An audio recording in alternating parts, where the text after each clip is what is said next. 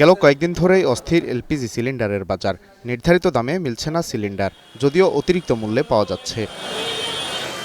বৃহস্পতিবার রাজধানীর সিরিডাপ মিলনায়তনে এলপিজির বাজার নিয়ন্ত্রণ বিষয়ে গোলটেবিল বৈঠকের আয়োজন করে ব্যবসায়ীদের সংগঠন লোয়াব, যেখানে অভিযোগ করা হয় কয়েকটি কোম্পানির আধিপত্য রয়েছে এই বাজারে।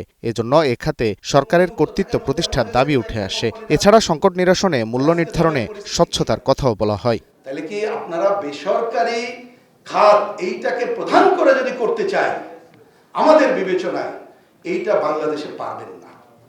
এইখানে রাষ্ট্রীয় খাতের কর্তৃত্ব আনতে হবে। হ্যাঁ, আমরা জানি রাষ্ট্রীয় খাত মানে অদক্ষ, রাষ্ট্রীয় খাত মানে দুর্নীতিগ্রস্ত।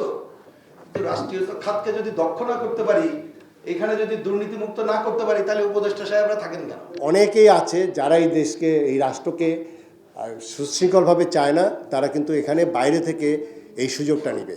সেই কারণে আমি বলবো যে মূল্য নির্ধারণের যে পদ্ধতি, সেটি আরও ট্রান্সপারেন্ট হওয়া উচিত এবং সেটা পাবলিক হওয়া উচিত। বক্তারা বলেন, এলপিজি ব্যবসার জন্য অনুমোদন নিতে হয় 28টি দপ্তরের। এর পেছনে এই বছরে একজন ব্যবসায়ীকে খরচ করতে হয় অন্তত 1 থেকে 1.5 কোটি টাকা।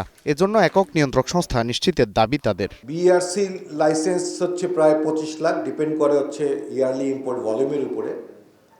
তারপরে বিআইডব্লিউটির চার্জ আছে প্রায় 38 লক্ষ টাকার মতো। তারপরে বিপিসি রিনিউয়াল ফি আছে আবার 5 লাখ টাকা।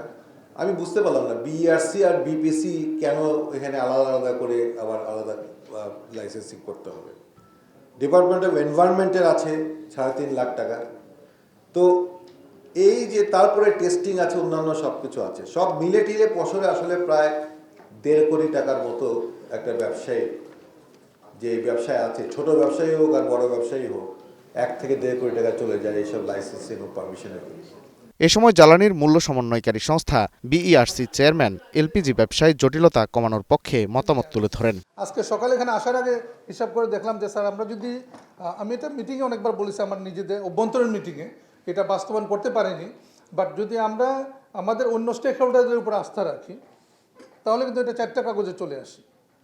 যেমন পরিবেশ যে সার্টিফিকেট দিল, সে যে কাগজগুলো যাচাই বাছাই করলো, সেগুলো আমার দেখার দরকার নাই।